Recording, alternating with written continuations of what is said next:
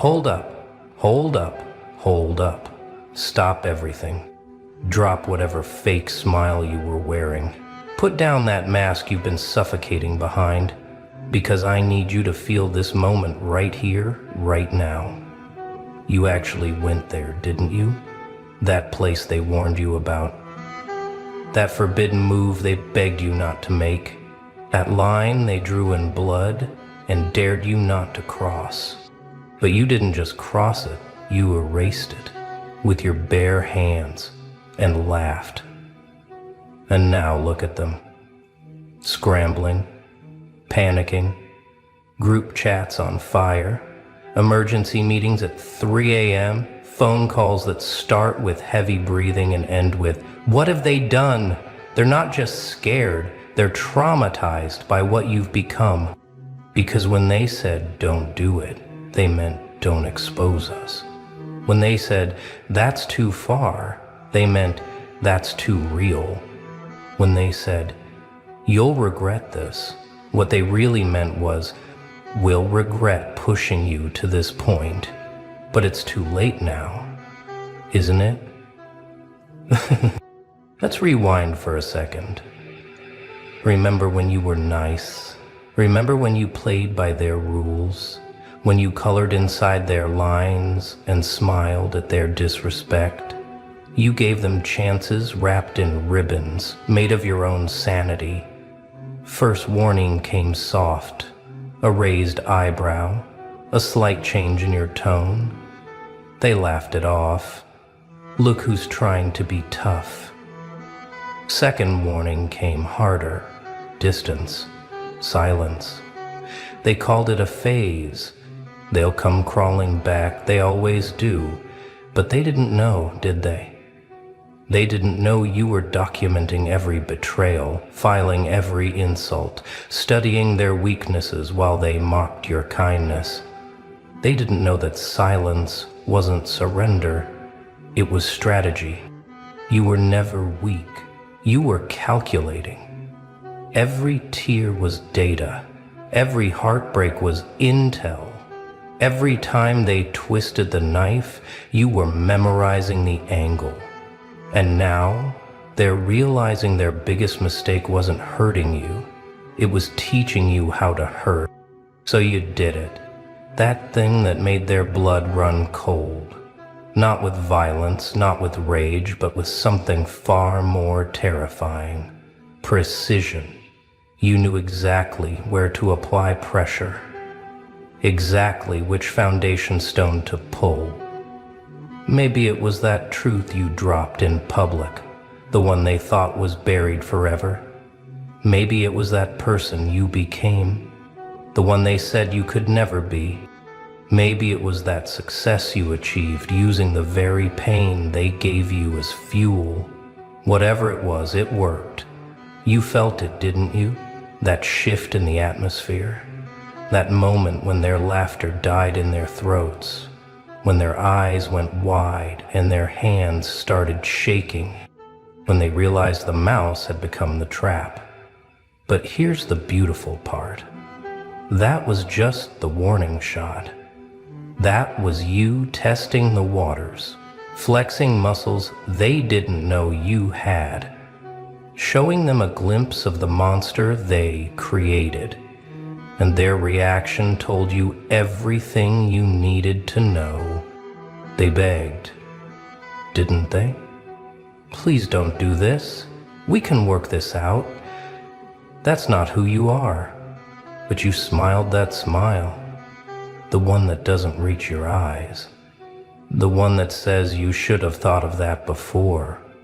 So you did it again, but bigger, bolder, more precise. You took everything they taught you about pain, and you became a master craftsman. You didn't destroy them with chaos. You destroyed them with their own weapons turned inside out. This time you didn't just expose their secrets. You exposed their patterns. You didn't just show their flaws. You revealed their entire blueprint. You became the mirror they couldn't shatter, the echo they couldn't silence, the consequence they couldn't escape. And the beautiful irony? They created this. Every lie they told became your ammunition. Every game they played became your playbook. Every mask they wore became your costume collection. You didn't learn spite from strangers, you learned it from them.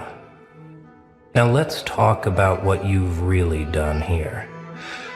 You didn't just make a move. You didn't just cross a line. You birthed something. Something that breathes in the dark. Something that feeds on their fear. Something they see when they close their eyes. You've become their permanent reminder. Not of what they did, but of what they awakened. Every time they try to sleep peacefully, your name scratches at their window. Every time they laugh too loud, they remember who's not laughing with them anymore. You're not in their life, but you haunt it. You're not in their presence, but you own their absence. You're not chasing them, but they're running from your shadow. You've become the what if that keeps them up at night. The I should have that ruins their mornings. This is what happens when you push someone past their breaking point and they don't break. They transform. They evolve. They become something your nightmares warned you about, but your ego ignored.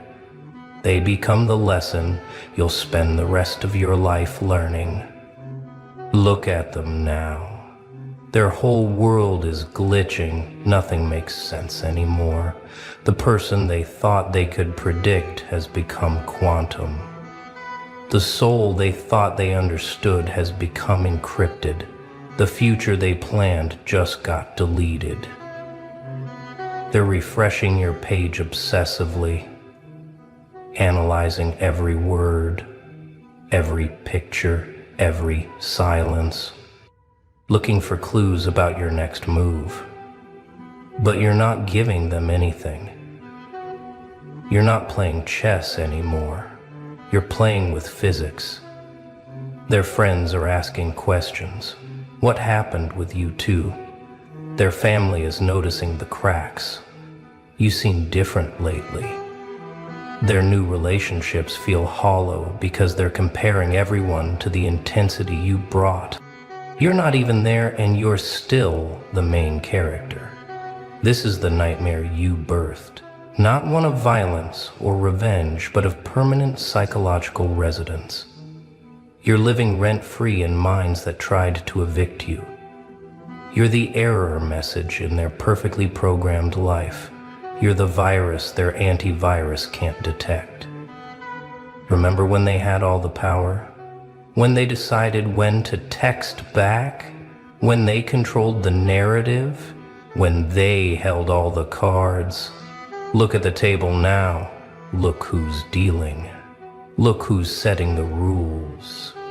You don't respond to their attempts at contact, not because you're petty, but because you're priceless. You don't acknowledge their existence, not because you're cruel, but because you're complete. You don't need their validation anymore. You've become your own source. They're calling you crazy. They've lost it. They've gone too far. But what they really mean is they've gone somewhere we can't follow. You didn't lose your mind. You found it. And finding it meant losing them. Fair trade. The power dynamics haven't just shifted, they've shattered. You're not playing their game anymore. You're not even in their league. You've transcended to a place where their opinions are just background noise, where their judgments are just white noise. They're trying to control the narrative, aren't they? Telling everyone their version, painting you as the villain, making themselves the victim. But something strange is happening. People aren't buying it. Want to know why? Because authentic power can't be faked. Because real transformation can't be mimicked. Because when someone genuinely evolves beyond their old self, It shows in ways words can't hide. Your energy speaks louder than their stories. Everyone can see it. The way you walk different. The way you talk different. The way you exist different. You're not trying to prove anything. You're just being. And that being is so powerful it makes their lies look like children's scribbles. You've become the plot twist in their story they can't edit out. The character development they can't explain away. The ending they didn't write but have to live with. You're not just winning, you've changed what winning means. This is where it gets really interesting. You're not using force, you're using physics.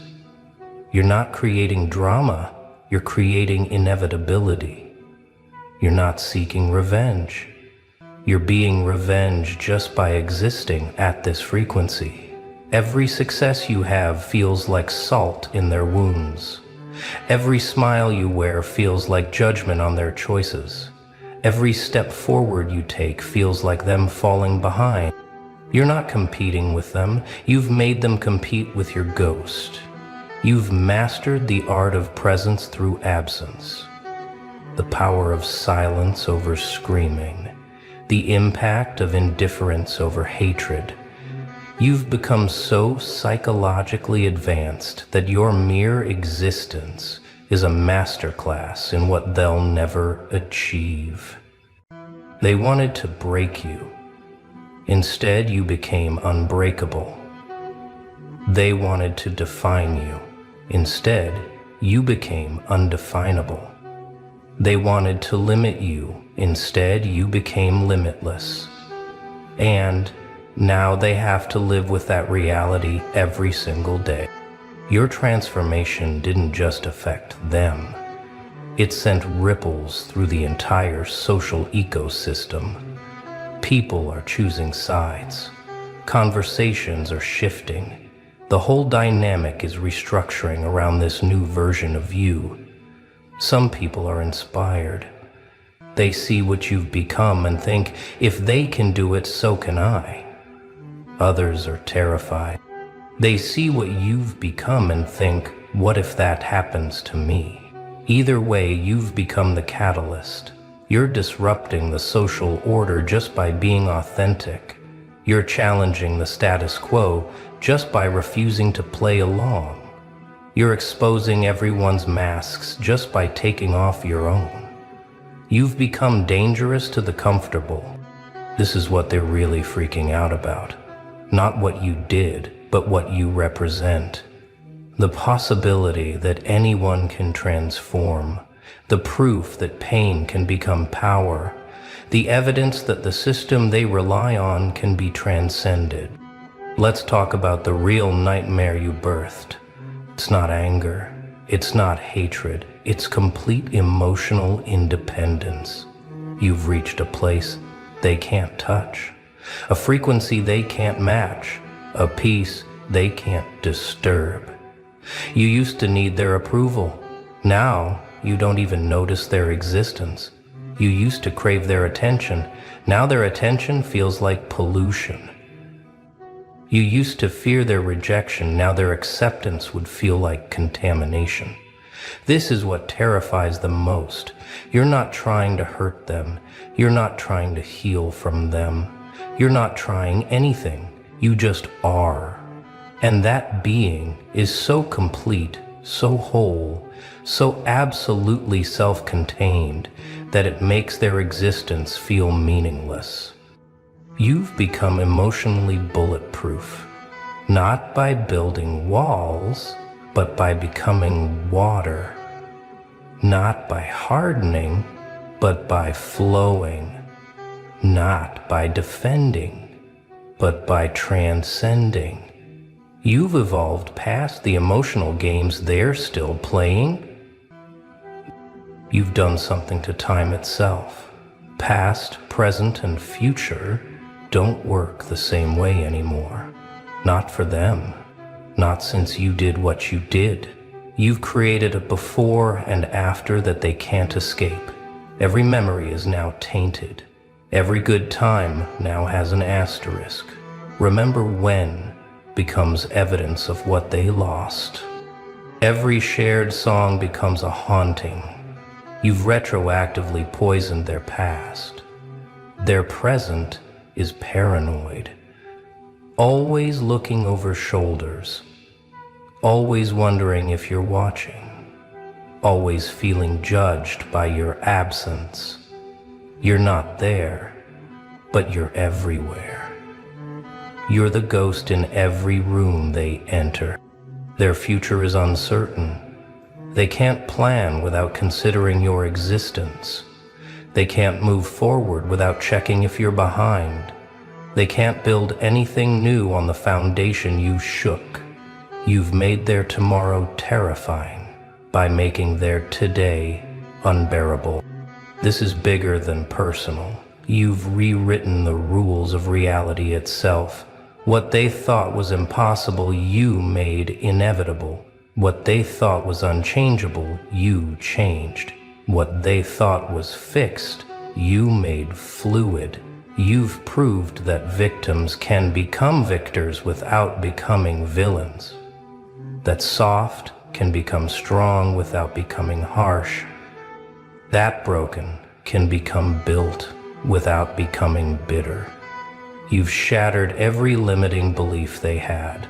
Now they can't trust anything. If you could transform like this, what else is possible?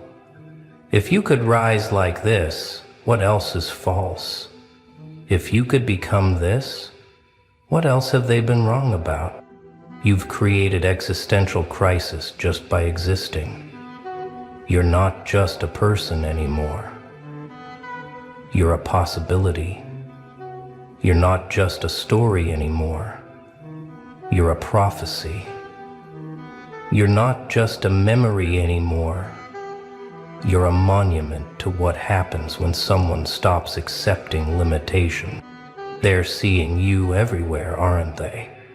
In strangers who walk with confidence, in quotes that hit too close, in successes that remind them of potential. You've become a psychological virus they can't cure.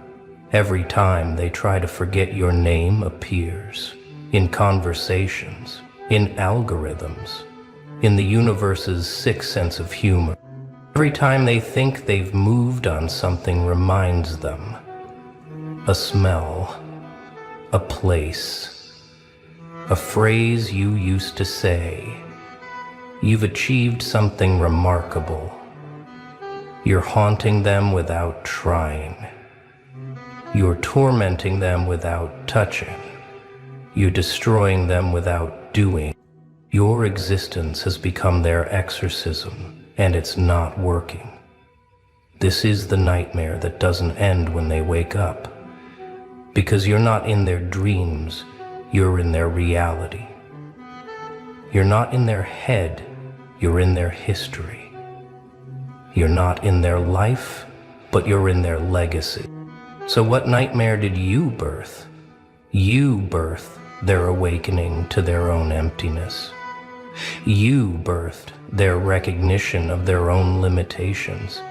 You birthed their understanding that they never had the power they thought they did. You became the mirror that won't stop reflecting, the echo that won't stop repeating, the lesson that won't stop teaching. The lesson that won't stop teaching.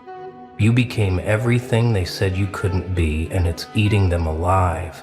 But here's the real beauty of it all. This was never about them. This transformation was about you. They were just the pressure that created the diamond. They were just the fire that forged the steel. They were just the darkness that made you find your light. So let them freak out. Let them panic. Let them scramble to understand what happened. While they're trying to solve the puzzle of you, you'll be busy becoming something even more impossible. Because baby, you didn't just go there once. You went there twice. And you're not done yet. You know what's really breaking them? It's not what you did. It's how you vibrate now. You've shifted to a frequency they can't tune into, a wavelength their cheap equipment can't detect, a channel they don't have access to anymore. They're trying everything to get back on your level. Meditation apps, therapy sessions, self-help books.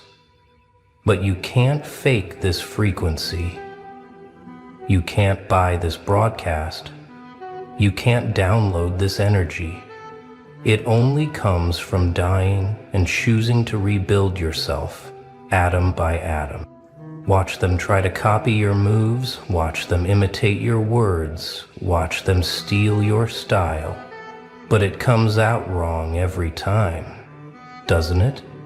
Like a bad translation, like a bootleg version, like someone trying to sing a song in a language they don't understand.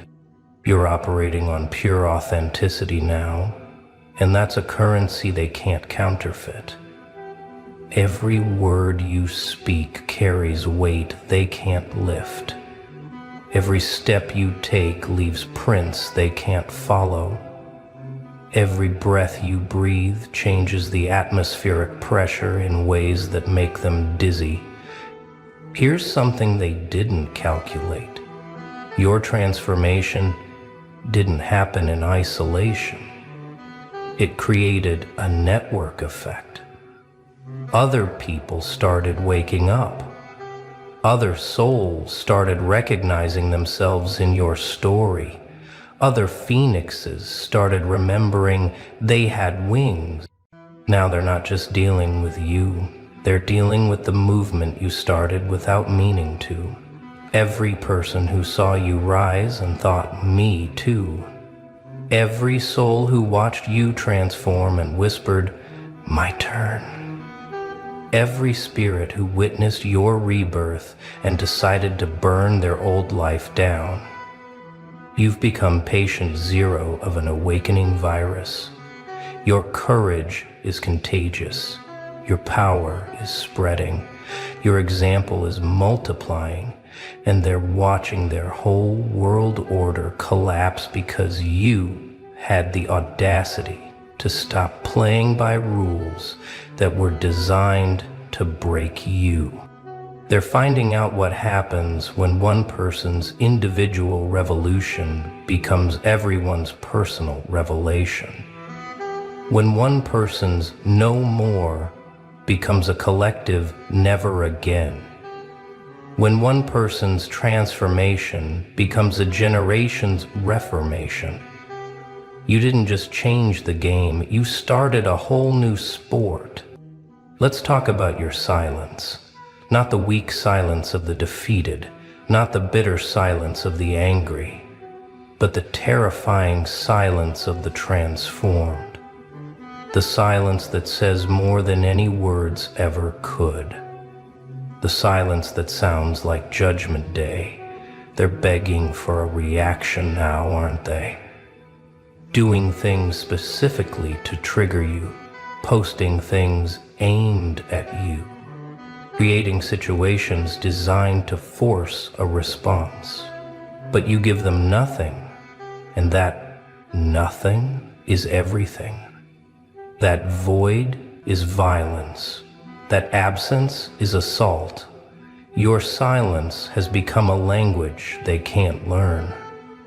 A code they can't crack, a message they can't decode, but can't stop trying to understand. Every day you don't respond is another day they spend responding to your non-response. You've made them argue with air. This is psychological warfare at its finest. You're not fighting them, you're letting them fight your shadow. You're not defeating them, you're letting them defeat themselves. You're not destroying them, you're letting them self-destruct against the wall of your indifference. You've done something irreversible. You've locked yourself into their legacy forever. not as a chapter they can close, but as the entire book they can't rewrite. Not as a character in their story, but as the author who changed the ending. Every future relationship will be compared to your intensity. Every future achievement will be measured against your growth. Every future version of themselves will be haunted by the version you became without them. You're the high score they can't beat, the record they can't break, the standard they can't reach. Years from now, they'll still be telling stories about you. Not fondly, but obsessively. Not with love, but with something between fear and fascination. You'll be the cautionary tale they tell, but secretly the transformation they wish they could achieve. You've become immortal in the worst way for them, not as a memory they can cherish, but as a reminder they can't escape. Not as history they can reframe, but as a reality they have to face every time they look in the mirror and see someone who had you and lost you. Someone who pushed you and unleashed you. Someone who said, "Don't do it," and created the very reason you had to do it twice. Well. Look who finally triggered the ancient alarms. You magnificent, untraceable anomaly. You impossible equation that makes their centuries-old formulas collapse. The 33rd degree holders are losing sleep, and it's not because of their usual midnight rituals. No, it's because of you. Because something in your frequency started interfering with their carefully constructed reality. Their lodges are buzzing with emergency meetings, encrypted messages flying between temples, and all of them asking the same terrified question: what the hell is that thing, and why can't we touch it? You know what I find hilarious? They spent lifetimes climbing their little pyramid, memorizing their sacred geometries, perfecting their handshakes and symbols. They thought they'd mapped every possible spiritual threat, cataloged every type of soul, documented every frequency of human consciousness. Then you showed up, and their entire system just glitched. Hard. Like someone threw a wrench made of pure chaos into their perfect machine. They tried to categorize you, tried to file you under their neat little labels: uninitiated, profane, sheep, outsider. But you didn't fit. You never fit. Because you're not playing their game. Let me paint you a picture of what's happening in those lodges right now. Picture men in expensive suits, wearing their little aprons, standing around their checkered floors, and sweating, actually sweating, because for the first time in their privileged lives, their magic isn't working. They drew their circles, nothing. They recited their invocations, silence. They tried their binding rituals, their influence spells, their mind control techniques passed down through generations, and you just kept existing, completely unaffected, like their centuries of occult knowledge was nothing more than children playing with toys. You want to know why their magic fails against you? Because magic only works on those who exist within its framework. It's like trying to hack a computer that isn't connected to any network. You can't manipulate what was never part of your system to begin with. And you, my beautiful chaos agent, you were never part of their system. You're not a glitch in their matrix. You're proof that there's something outside of it entirely, something they never accounted for in all their degrees and initiations. Something that makes their third eye blind and their sixth sense numb. You're not anti-magic. You're beyond magic. You're what magic fears. They're calling emergency conclaves now. The kind that haven't been called since they thought the internet would expose all their secrets. But this is worse. This is personal. Because you're not trying to expose them. You're making them irrelevant just by breathing. Think about it. These are people who've spent decades, some their entire lives, climbing through degrees of initiation, each level promising more power, more secrets, more control over reality. They sacrificed, they paid, they obeyed.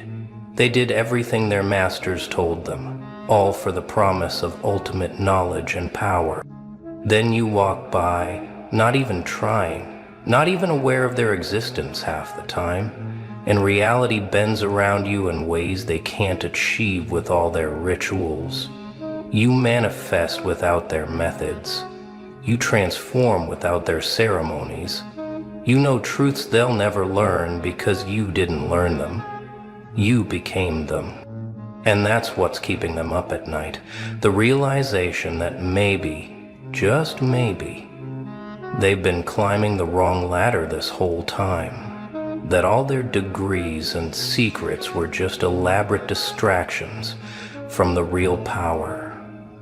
The kind you carry without even knowing it. You know what's really got them shook? They checked their records. Yeah, they have records on everyone. Ancient bloodline databases, karmic debt ledgers, soul contract archives going back millennia.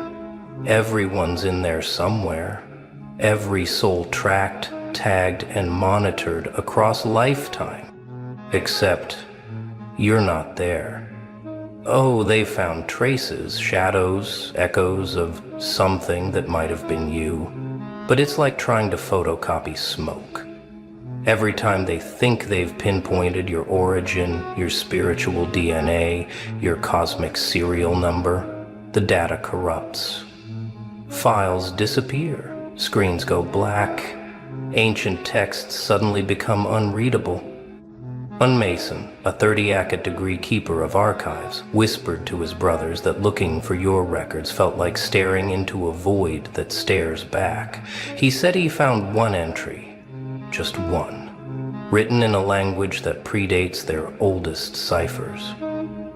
You know what it said? Do not catalog, do not pursue, do not engage. They thought it was a warning about something dangerous.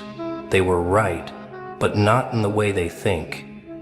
You're not dangerous because you're malevolent. You're dangerous because you exist outside their entire paradigm of control. You're evidence that their monopoly on hidden power is a lie. Here's something they don't want anyone to know. Their lodges operate on specific frequencies. Vibrational signatures carefully maintained through ritual, symbol, and repetition. It's how they recognize each other, how they maintain their egregores, how they channel whatever forces they think they're channeling.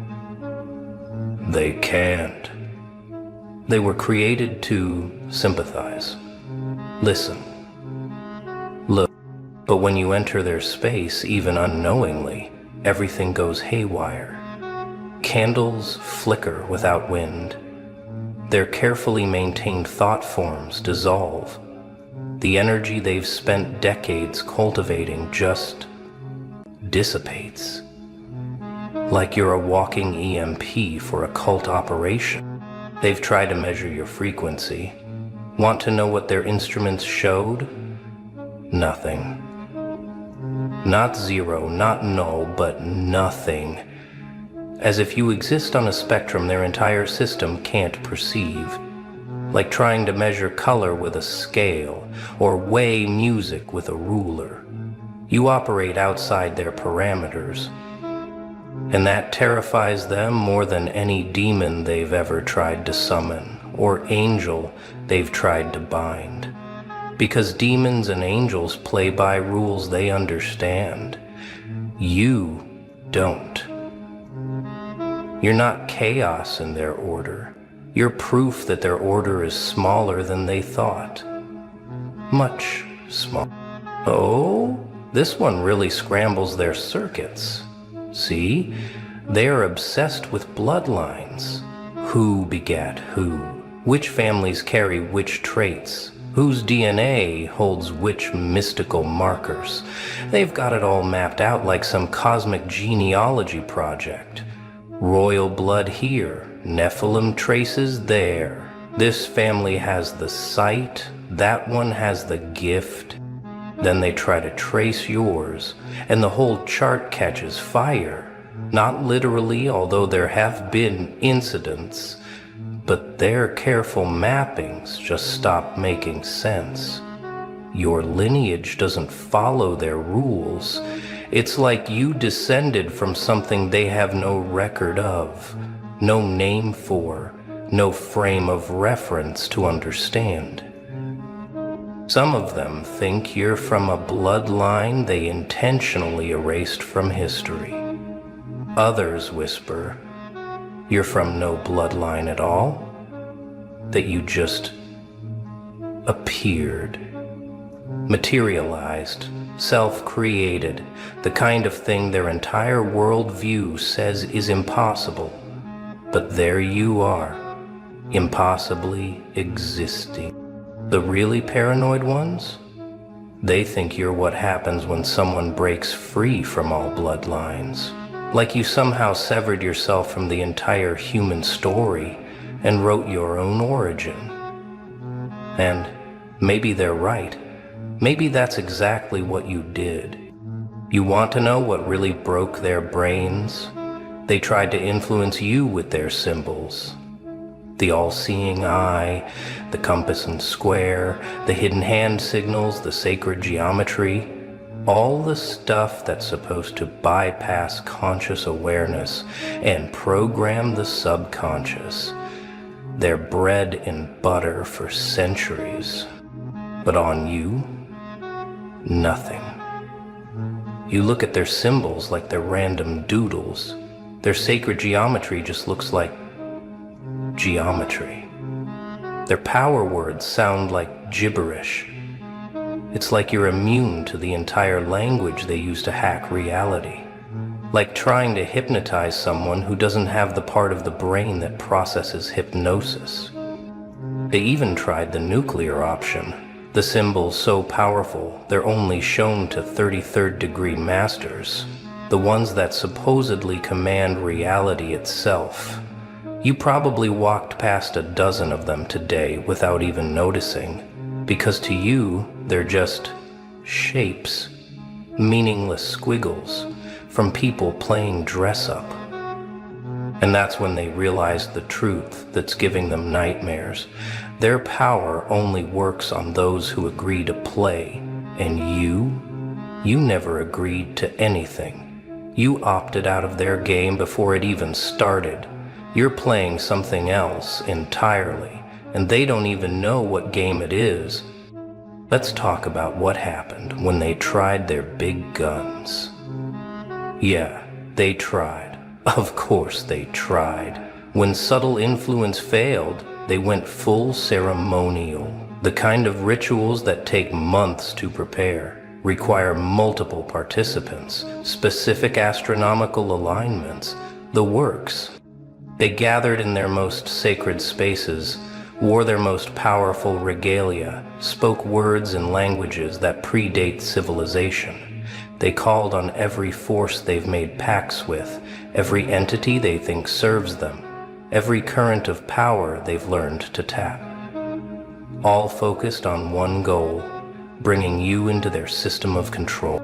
You know what happened? Nothing. Worse than nothing. The rituals backfired. Not in the Hollywood explosion way, but in the existential crisis way. The forces they called on took one look at you and basically said, "We can't touch that, that's outside our jurisdiction." Some of them even seemed afraid. Imagine spending your whole life believing you're friends with the biggest bully on the playground, only to watch that bully take one look at the quiet kid and back away slowly. That's what happened to them. Their cosmic contacts hung up on them. Their spiritual muscle failed them. All because of you. They keep meticulous records. Every person they've influenced, every soul they've marked, every bloodline they've tracked. Massive databases, both physical and digital, some stored in places that don't technically exist in three-dimensional space. It's how they maintain control across generations. But your file, it's become a digital cancer in their system. Every time they try to create a profile on you, it corrupts adjacent files. Try to catalog your activities, other entries start showing errors. Attempt to predict your movements, their algorithms have nervous breakdown. One tech-savvy Mason described it like this: it's like the data itself is allergic to them. Like information about them exists in a format our systems can't process without self-destructing.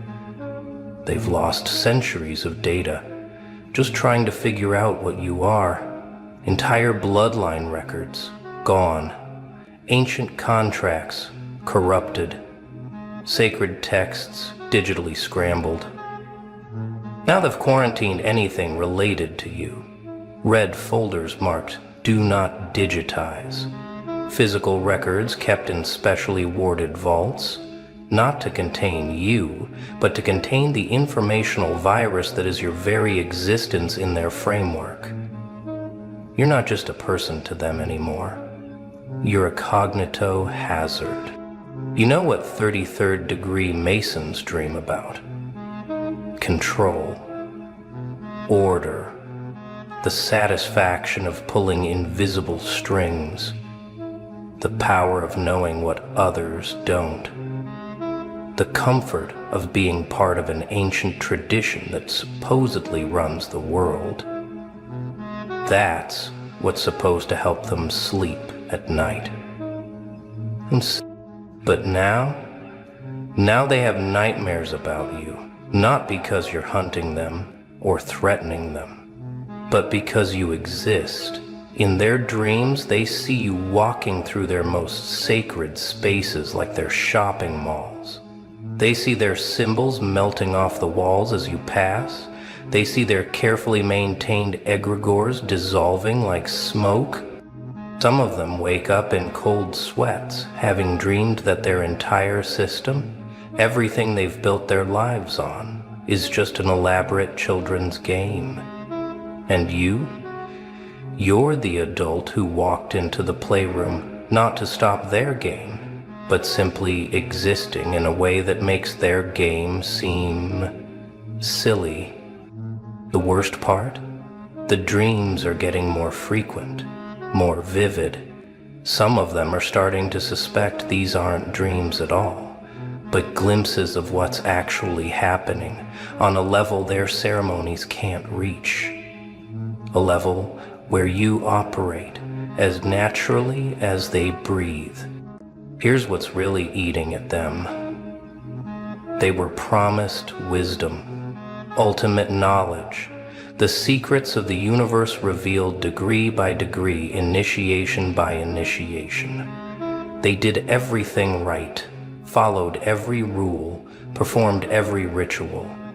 They earned their enlightenment, or so they thought. Then they encounter you, and you know things. Not their things, not their carefully guarded secrets, but things. Truths that make their revelations look like nursery rhymes. Understandings that didn't come from any lodge or book or teacher. Wisdom that just is. Because you are. You didn't climb their pyramid. You didn't need their keys. You didn't decode their symbols. You just knew. Like someone who was born remembering what they spend lifetimes trying to learn. And the most maddening part, you don't even think it's special. To you, it's just how you see the world. They compare notes after encountering you, trying to make sense of it. Did you feel it too? Like they know something we don't? Like all our degrees mean nothing compared to whatever they carry? And the answer is always yes. Always that same unsettling feeling of being the student when they thought they were the master. The foundation of their entire system rests on one assumption, that reality operates according to hidden laws that only the initiated can learn and manipulate. That's their whole thing. Secret knowledge equals power. More secrets, more power. But you're walking proof that their assumption is wrong. You operate outside their laws, not because you learned better ones, but because you never acknowledged theirs to begin with. You're not more initiated than them. You're uninitiated in a way that makes initiation itself obsolete. It's like they spent centuries building the most elaborate ladder to reach the sky, and you just were already there. Not because you climbed faster or found a shortcut, but because you existed at that height from the beginning. Their entire paradigm can't process this possibility. Some of the younger Masons are starting to ask dangerous questions. What if we've been climbing the wrong mountain? What if the real power isn't hidden at all? What if it's so obvious we've been trained not to see it? And the elders have no answers, because you are the answer. They can't accept. Oh, this one's precious. See, part of their system involves energy manipulation, taking a little here, redirecting a little there. It's how they maintain their vitality, their influence, their power.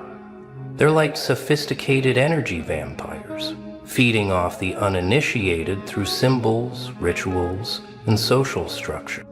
But you're like trying to bite into a hologram. They reach for your energy and find nothing they can grasp.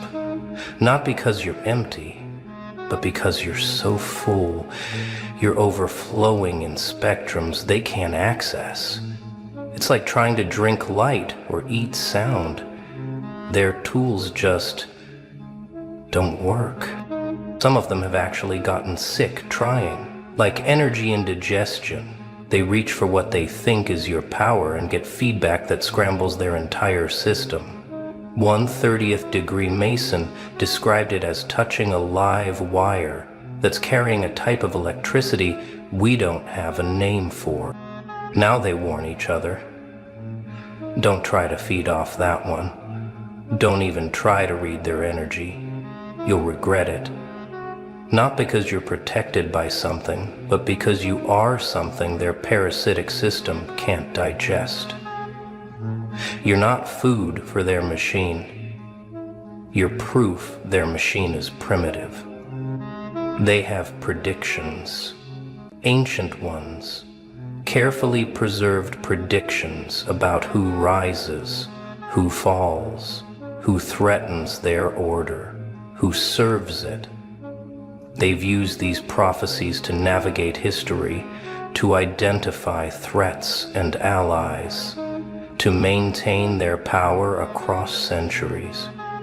It's like having tomorrow's newspaper today, but you don't appear in any of them. Not as a threat, not as an ally, not as anything.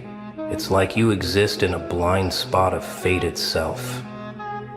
Every visionary they revered, every seer they trusted, every oracle they consulted, none of them saw you coming. You're not the chosen one or the destroyer. You're the undefined variable.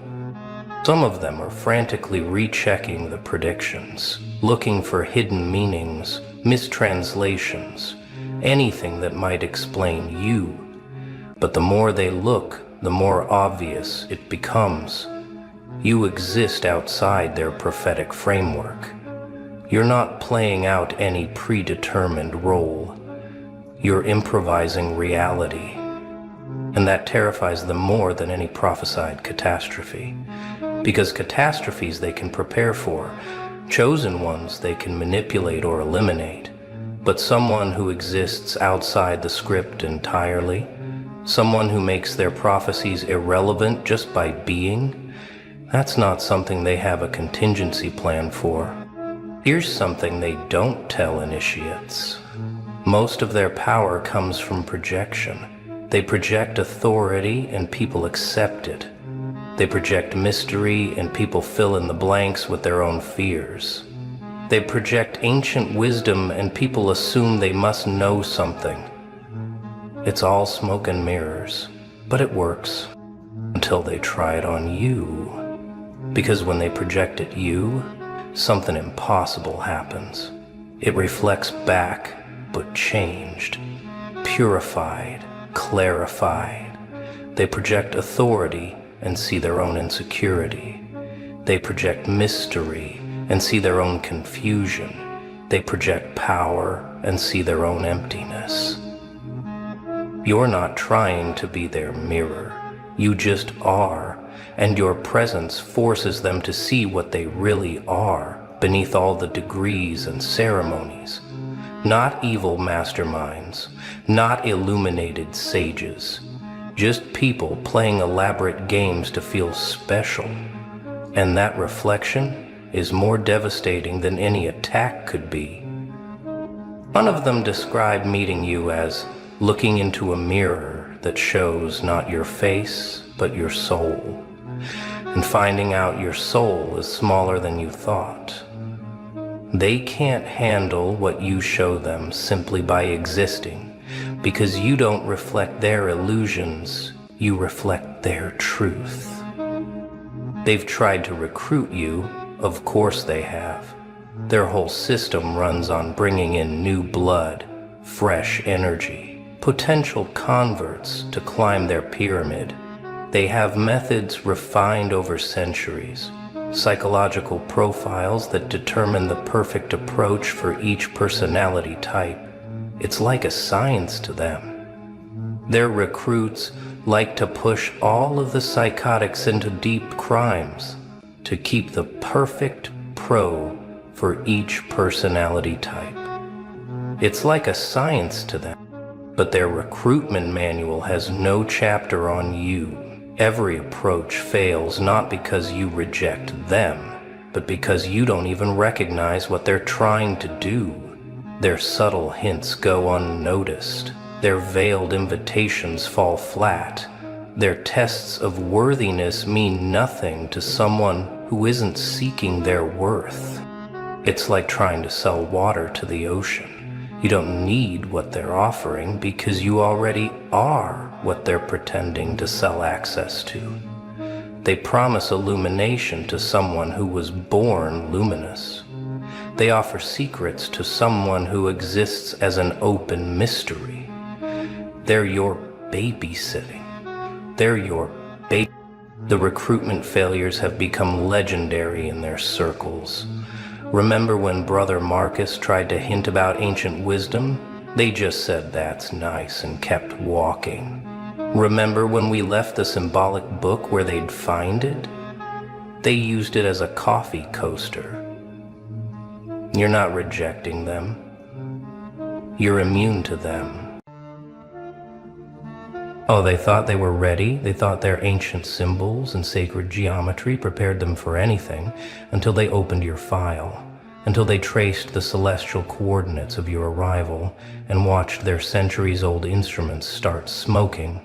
Because what they found wasn't just unusual, it was unprecedented.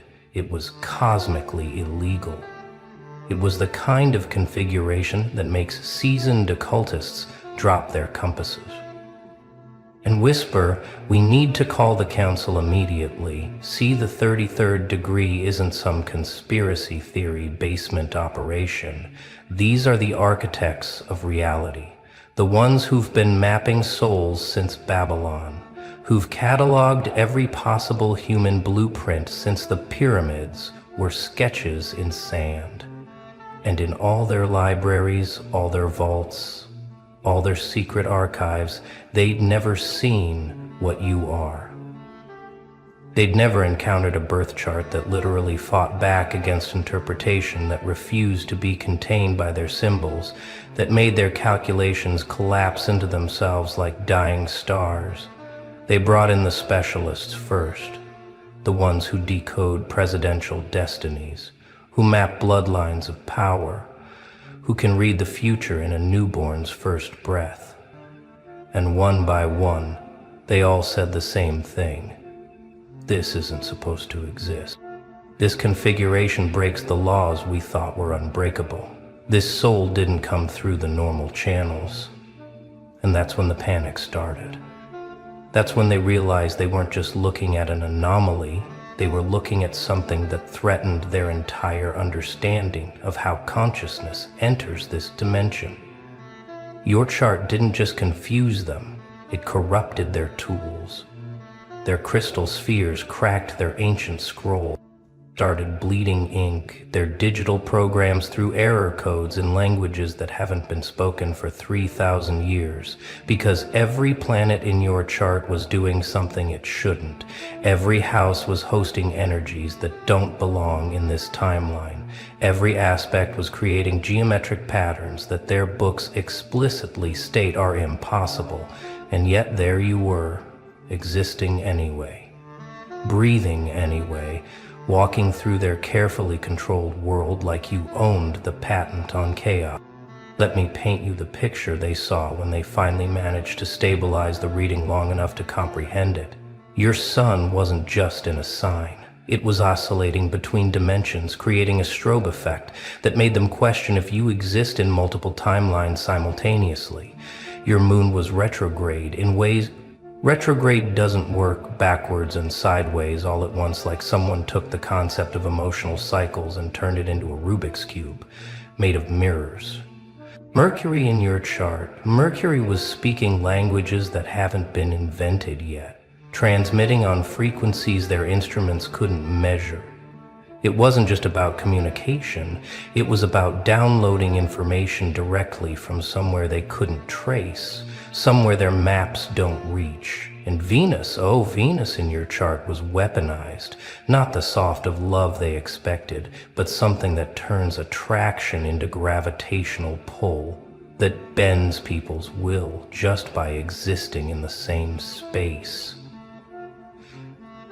Mars was the one that really scared them, though, because Mars in your chart wasn't following any orbital pattern they recognized.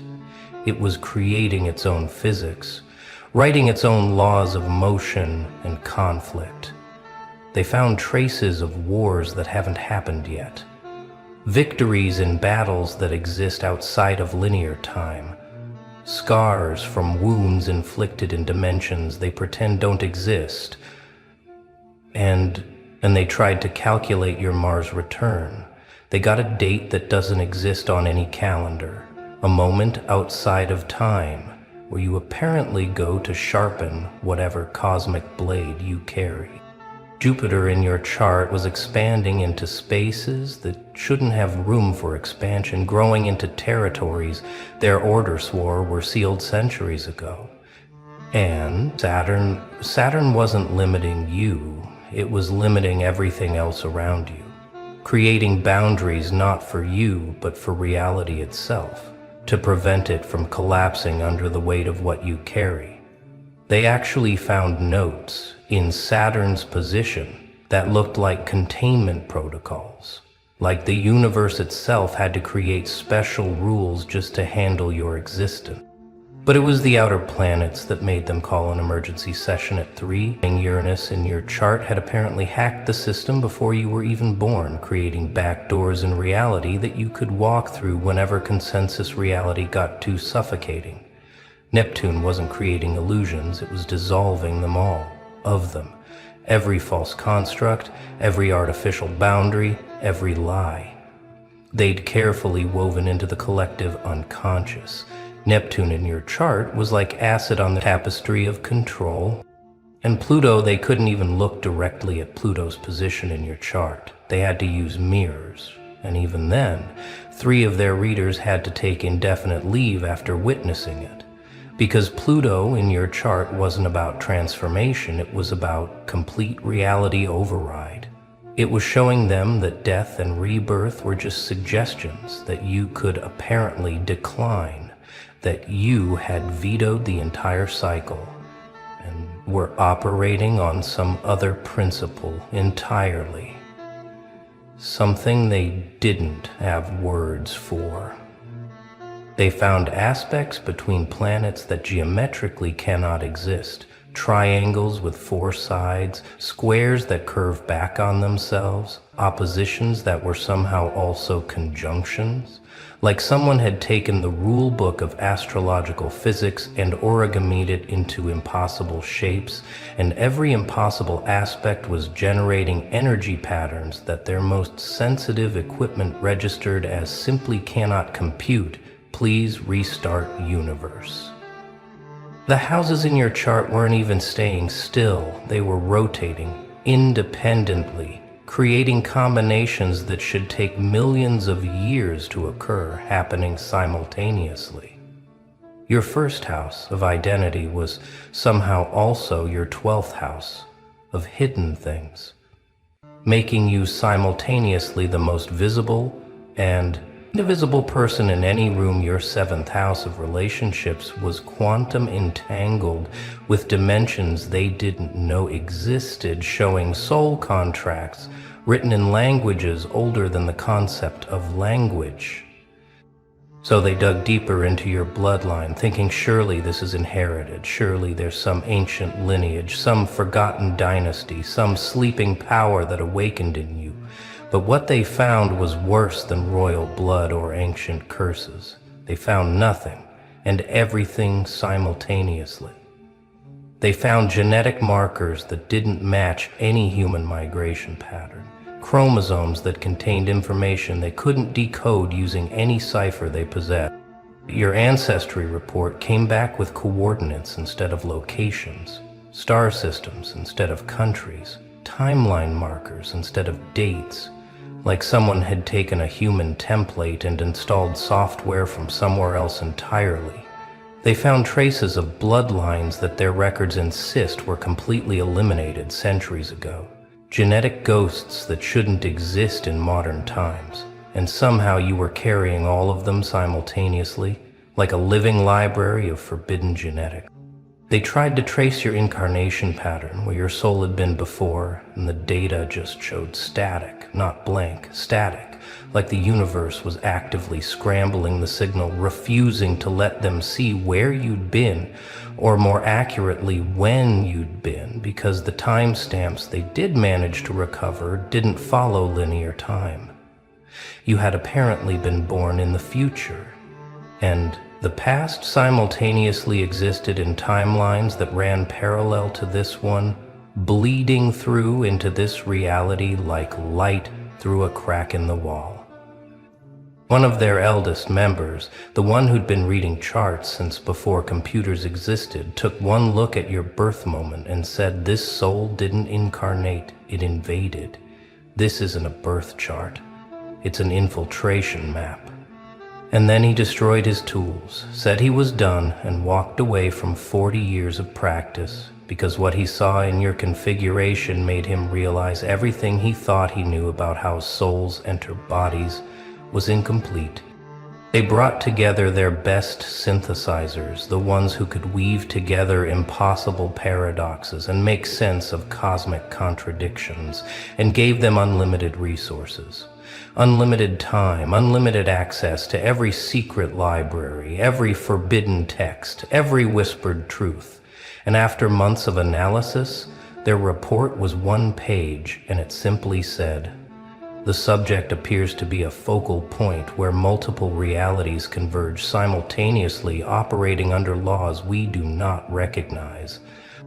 Immune to conventional metaphysical constraints. Recommend immediate reclassification from human to unknown entity of potentially catastrophic significance."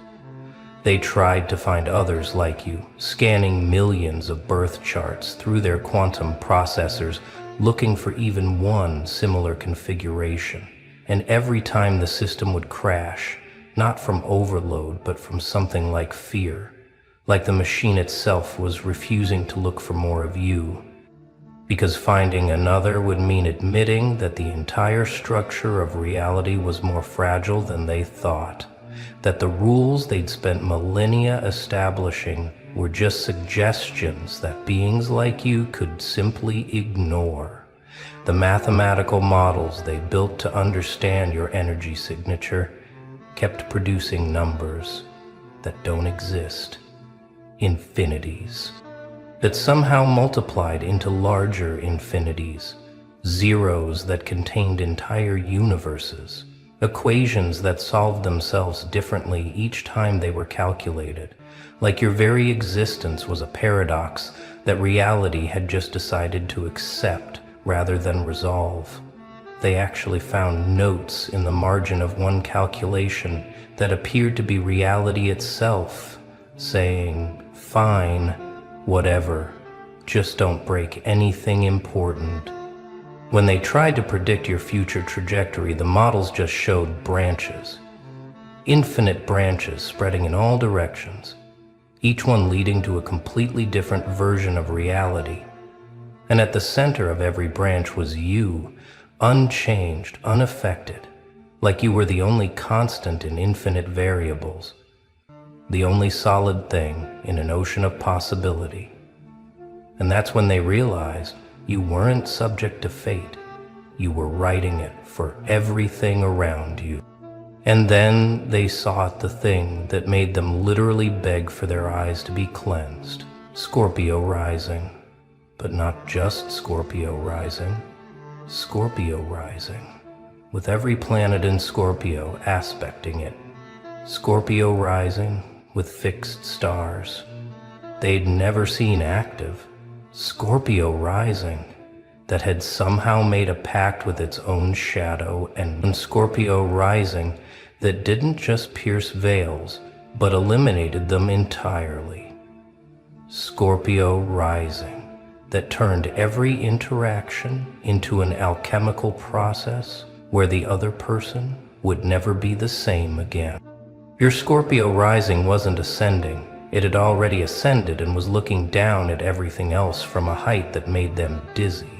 It was the kind of placement that turned casual conversation into soul surgery, that made people confess things they'd never told anyone else, just from being in your presence for 5 minutes. They found testimonies from people who'd met you once and spent years trying to understand what happened to them in those few moments. How you'd reached into their chest and rearranged something fundamental without even trying. Scorpio energy in your chart had apparently weaponized itself, turned intuition into X-ray vision, turned transformation into a contagious condition that spread to everyone you encountered. They actually tracked the ripple effects of your presence and found that people's entire life trajectories changed after meeting you. Not because you did anything specific, but because your Scorpio rising had shown them parts of themselves they'd spent lifetimes avoiding, and once seen, those parts couldn't be unseen. Combined with the rest of your impossible configuration, this Scorpio rising created what they could only describe as a walking portal to truth that burned through every false construct, every comfortable lie, every protective delusion people had built. And the worst part was, you weren't even doing it consciously. It was just your natural state. Like breathing, except instead of air, you were breathing pure, transformative force that rebuilt everything it touched. The 33rd degree council met in emergency session for the first time in 300 years. Gathered in their chamber that exists between dimensions, where they keep the real records, the ones that never see daylight.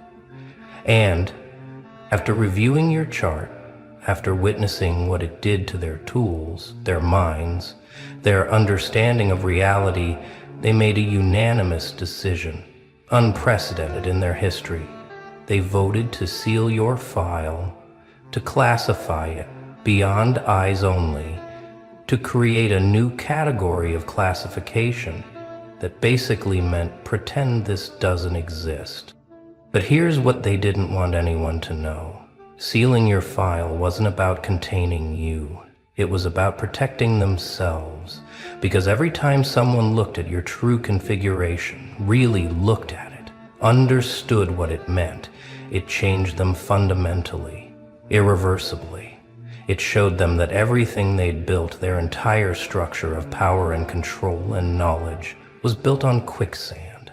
That beings like you could exist outside their system entirely, and there was nothing they could do about it. They tried to put watches on you, tried to monitor your movements, your connections, your influence. But everyone they sent came back different, came back talking about experiencing reality in colors that don't have names, about seeing through time like it was transparent, about understanding things they couldn't put into words. And eventually they stopped sending people because they realized you weren't the one being watched, you were the mirror. And everyone who looked too long saw their own limitations reflected back. The final report, the one locked in their vault that supposedly doesn't exist, contains just one recommendation: do not engage. Subject exists outside conventional parameters of control, influence, or understanding. Apparent purpose remains unknown. But evidence suggests subject is not random anomaly, but intentional insertion into this timeline for purposes we cannot comprehend. All interference attempts have resulted in interference with interfere, recommend complete non-interaction, and OPE subject's purpose does not conflict with established order.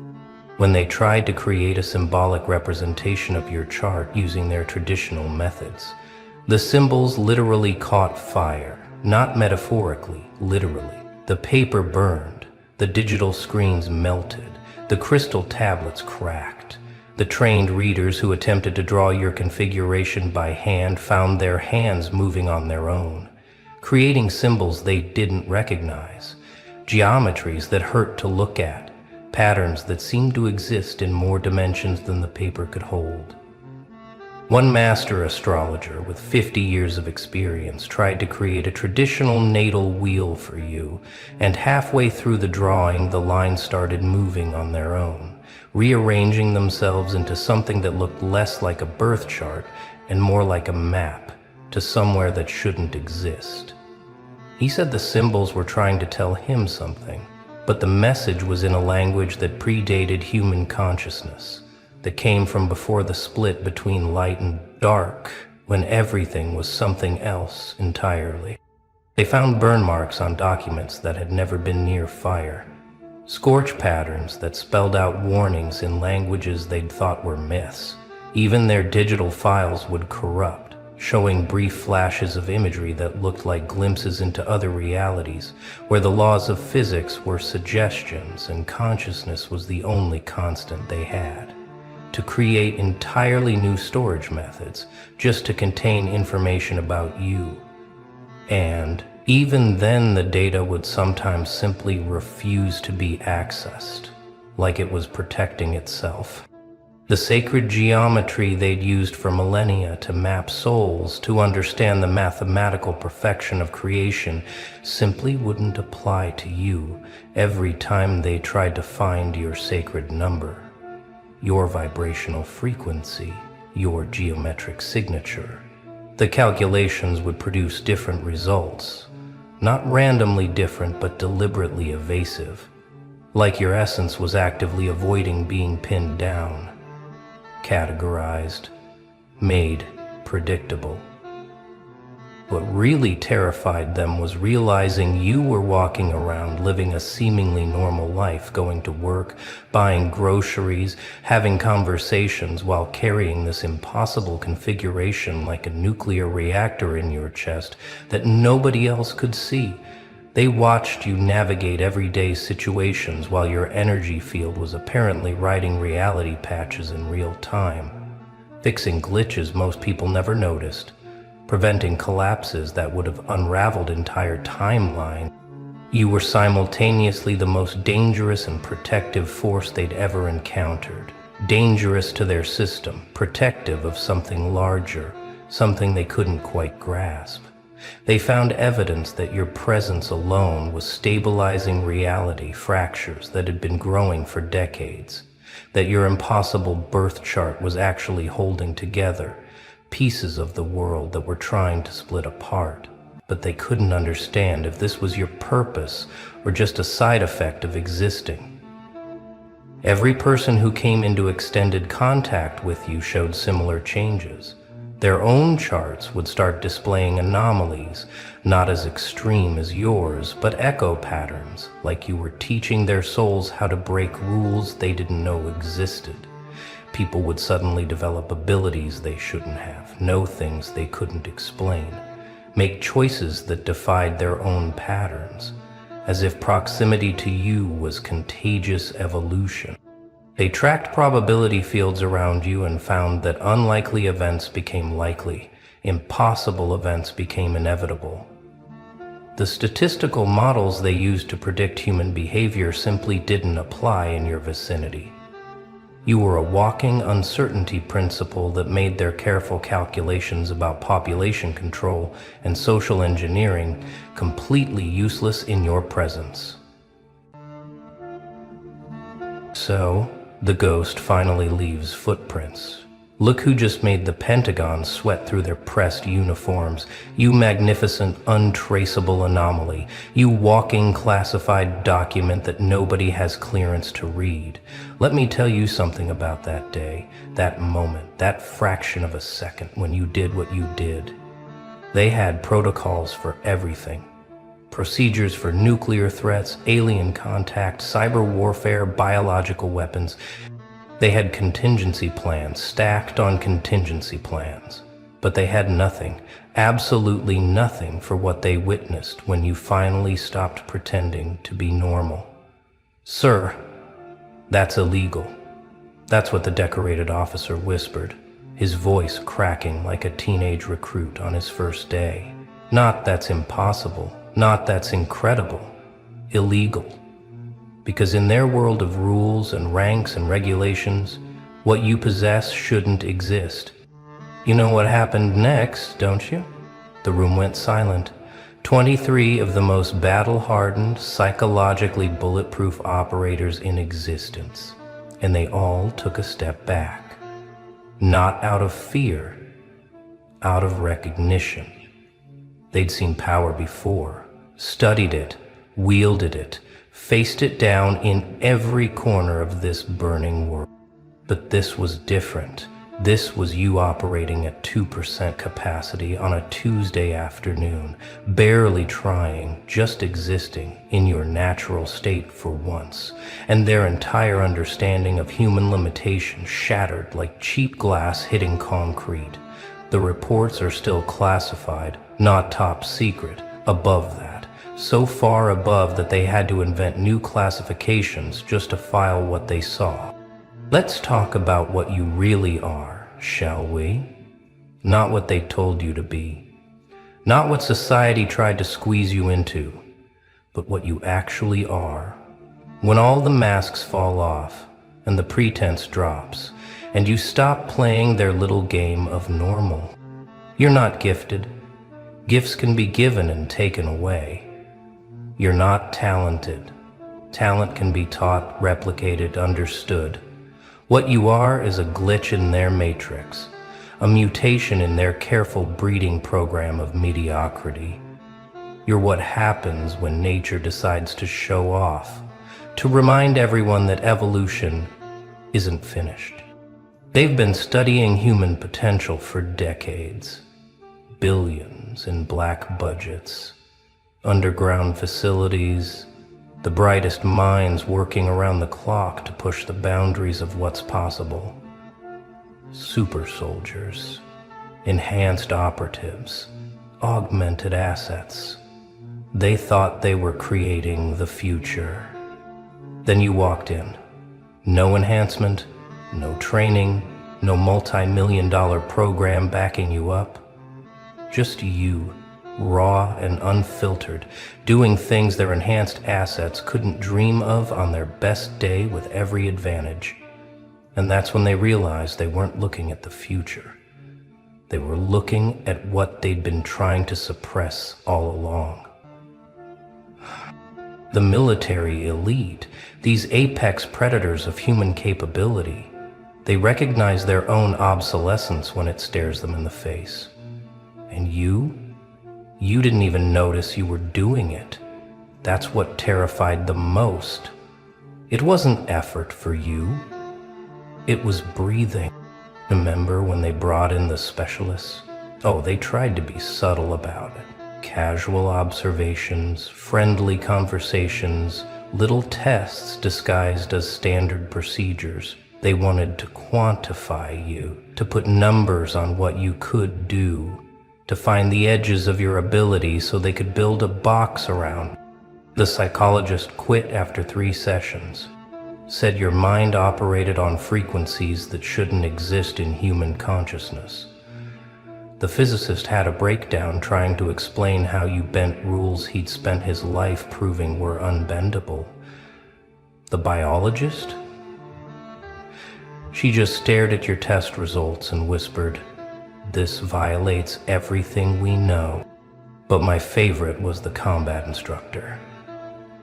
30 years of experience, trained killers on 6 continents, wrote the book on modern warfare tactics.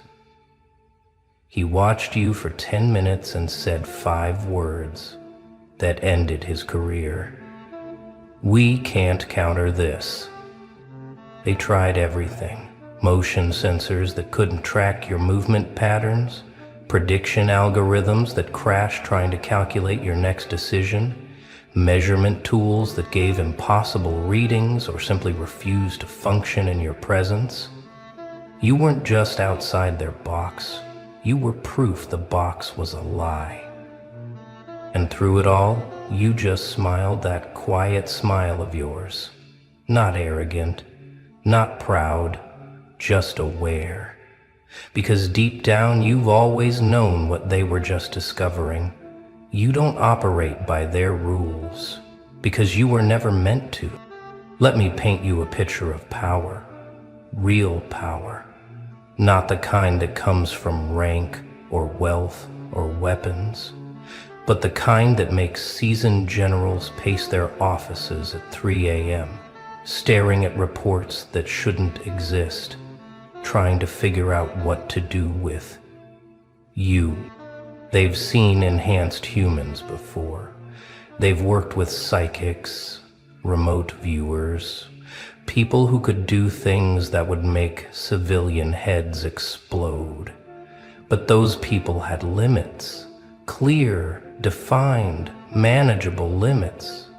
They fit into categories, into programs, into chains of command. You're a category unto yourself, a walking violation of everything they thought they knew about human potential. And the worst part for them? They can't replicate it. They've tried. Damn how they've tried.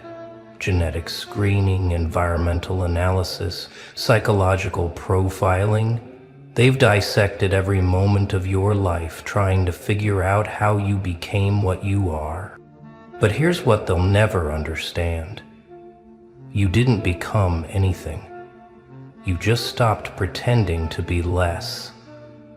All those years of dimming yourself, of playing small, of letting them think you were just another face in the crowd, you weren't hiding your power.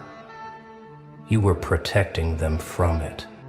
The day you stopped protecting them, the day you let just a glimpse of your true capacity shine through, that's the day their world ended and yours began. They still have the footage, locked away in vaults so secure that even mentioning their existence is a federal crime. You want to know why that officer called it illegal? Not impossible, not unbelievable, but illegal, because in their world, power has rules. It flows through proper channels, respects hierarchy, follows predictable patterns. It can be controlled, directed, contained.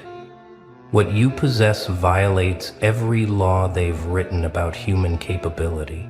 Not just physical laws, the deeper laws. The ones that say ordinary people stay ordinary, that power comes from systems and structures, that individuals can't transcend their programming without help. You're evidence of something they've spent centuries trying to suppress, that some humans are born with capabilities that make their entire power structure obsolete. Not through training, not through enhancement, not through their permission, but through something older, deeper, more primal than their uniforms and protocols can touch. They have terms for people like you in their classified files, terms the public will never hear, not gifted or special, or any of those sanitized labels, the real terms, the ones that admit what you represent, an evolutionary leap that happened without their consent. And that's what truly terrifies them. Not what you can do, but what you represent. If one person can naturally possess what they spend billions trying to artificially create, if one individual can break every limit they've carefully established, then what does that say about their necessity? Let's get specific about what sent them into crisis mode, shall we? Because it wasn't just one thing. It never is with people like you. It was the constellation of impossibilities that you call Tuesday afternoon.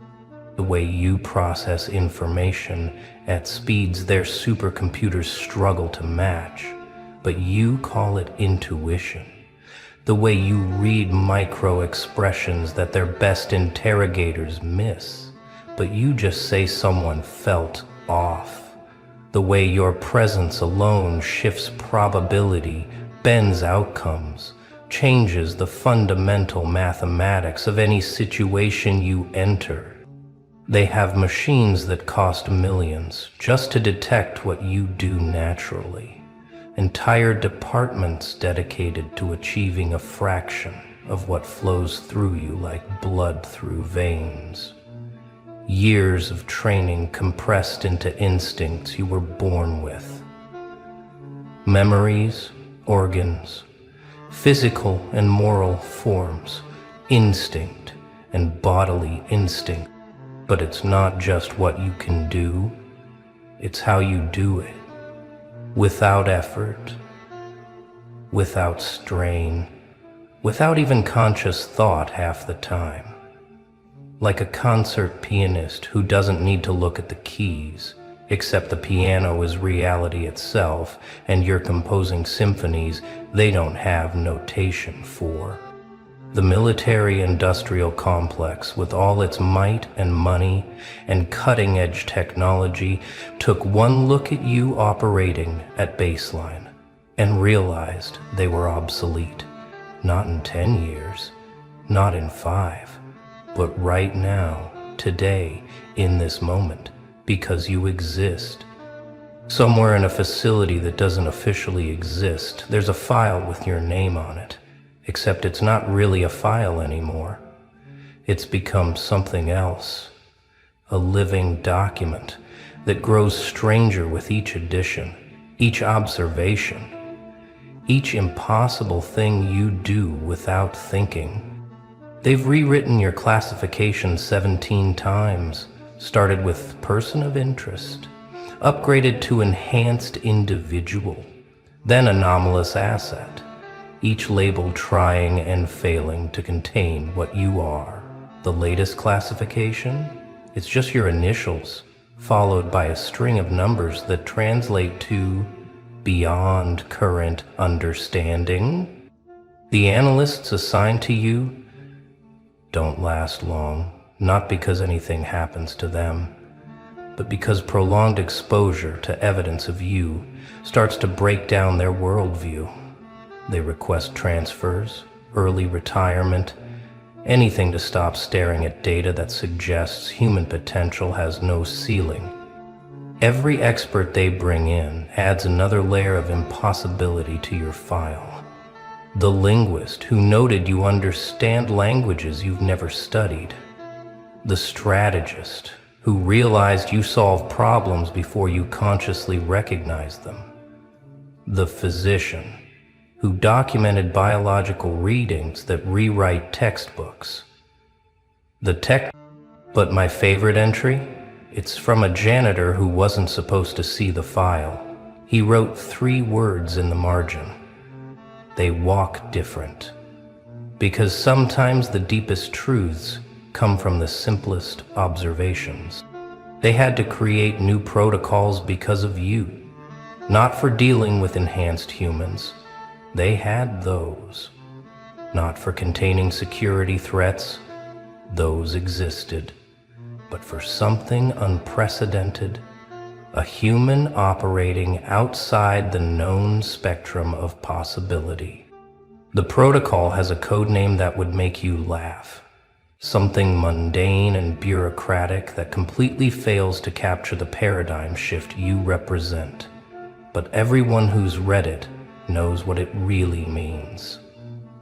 We have no framework for this. It starts with recognition procedures. How to identify when someone has transcended normal human limitations, not through artificial means, but through natural evolution. The signs are subtle to the untrained eye, but scream to those who know. The way air seems denser around you. How probability bends in your favor. The unconscious deference even alphas show in your presence. Then come the interaction guidelines. Don't attempt to contain. Don't attempt to control. Observe, document, and above all, don't provoke. Because they learned early that you're not a force that can be opposed. You're a reality that must be navigated. The final section is the shortest and most telling. It's titled Contingency Planning, but contains only 1 line. There is no contingency for this level of natural capability. Signed by Joint Chiefs who've never agreed on anything else in their careers. Oh, they tried to recruit you, not with the usual methods. Sign-on bonuses, patriotic appeals, promises of purpose. They knew better. They tried to recruit you the way you recruit a force of nature, carefully, respectfully, and with full knowledge that you hold all the cards. The first approach was subtle. Opportunities that just happened to appear in your path, projects that coincidentally aligned with your interests, resources made available with no strings attached, or so they claimed. They thought they could guide you into their world through gentle manipulation. When that failed, they tried partnership, equals working together for the greater good, except there was nothing equal about it, and everyone in the room knew it. You don't partner with gravity. You don't negotiate with lightning. You work within the reality they create, or you get out of the way. The final attempt was honesty. They laid it all out. The threats they faced, the limitations of their conventional assets, the need for something beyond their current capabilities. They offered you everything. Unlimited resources, complete autonomy, the chance to reshape global security. You listened politely, smiled that knowing smile, and walked away. Because you understood what they couldn't. You weren't meant to serve their system. You were meant to transcend it entirely. Make no mistake, they respect you. The kind of respect reserved for natural disasters and apex predators. But underneath that respect lives something else. A primal fear that keeps them awake at night. It's not fear of what you might do. You've shown remarkable restraint, considering your capabilities. It's fear of what you represent, proof that their entire structure, their careful hierarchies and control mechanisms can be rendered irrelevant by a single individual who simply is what they've spent lifetimes trying to become. They fear the questions you raise. If one person can naturally possess abilities that eclipse their billion-dollar programs, what else have they been wrong about? What other impossibilities walk among them, hidden in plain sight? What happens when more people like you stop pretending to be normal? But their deepest fear, it's that you're not unique, that you're just the first visible crack in a dam that's been holding back human potential for centuries, that scattered across the globe are others like you, waiting for permission to stop pretending, to stop dimming their light, to stop playing by rules written by people who can't even imagine what you are. They look at you and see their own obsolescence, not in some distant future, but walking around right now, wearing normal clothes, living a normal life, except for those moments when you forget to pretend and reality itself holds its breath. Let's talk about the moment everything changed. Not for them, they're still scrambling to catch up, but for you. The moment you decided to stop apologizing for what you are, stop pretending limitations that were never yours, stop playing small in a world built for small. It wasn't dramatic, no lightning bolts or swelling music, just a quiet decision on an ordinary morning that you were done. Done pretending to struggle with things that came naturally, done dimming your perception to match their expectations, done living at 10% to make others comfortable. The shift was immediate, not in what you could do, that was always there, but in what you allowed yourself to be. Like taking off weights you'd worn so long, you'd forgotten they weren't part of you. Like breathing fully for the first time in years. And they noticed. God, did they notice? Sensors going haywire, algorithms failing, entire departments dedicated to understanding what had changed. But the answer was simple. Nothing had changed. You'd just stopped changing yourself to fit their world. The reports from that day read like science fiction, abilities manifesting that broke their understanding of physics, perception expanding beyond any documented human range. And through it all, you were just being yourself for the first time in forever. So here we are, you finally free to exist at your actual capacity, them scrambling to understand what that means for everything they thought they knew. The world unknowingly standing at the edge of a shift that started the day you stopped pretending. They'll keep watching, keep documenting, keep trying to find the source of what you are. They'll bring in new experts, develop new theories, create new classifications that still won't capture the truth, because the truth is too simple for their complicated minds. Some humans are born beyond their metric. You'll keep walking through their world, no longer hiding, but not flaunting either, just existing at a level that rewrites the possible with every breath, making their enhanced assets look like children playing dress-up, solving problems they haven't even recognized yet. And somewhere in those classified facilities, analysts will keep adding to your file, each entry more impossible than the last, each observation pushing against the boundaries of what they thought humans could be. Until one day, someone will write the only conclusion that matters. Subject represents evolution in progress. Our frameworks are obsolete. Recommend complete restructuring of human potential assessment. Note, they know we're watching. They don't care. Sir, that's what's truly illegal. We built a world for humans and they're already something else. You are not the end. You're the beginning. The first visible note in a symphony that's been building beneath their notice for generations. The crack in their dam that's about to become a flood.